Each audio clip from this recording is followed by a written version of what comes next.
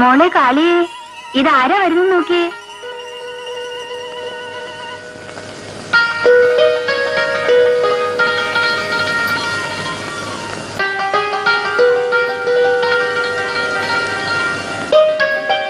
എടാ മോനെ, നീ ഈ ചതി എന്തിനു ചെയ്തു?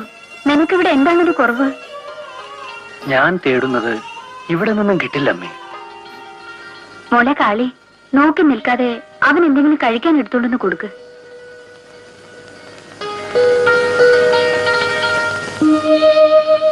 എന്റെ പൊന്നുമോൻ, അമ്മച്ചിയുടെ ജീവൻ എടുക്കുന്നത് വരെ എങ്ങും പോകരുതേ.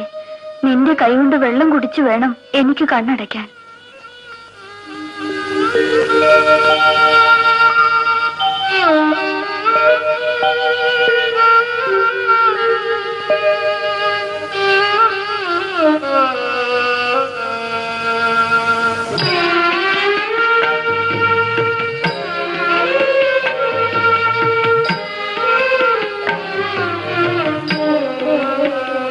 മതിയായില്ലേ?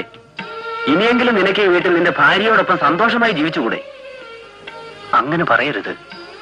നാം ഓരോരുത്തരും ഓരോ കർമ്മം ചെയ്യുന്നതിനു വേണ്ടി ജന്മം കൊണ്ടിട്ടുള്ളവരാണ്.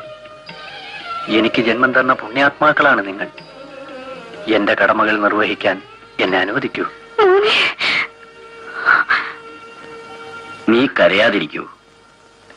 അവന്റെ ആഗ്രഹം പോലെ നടക്കട്ടെ.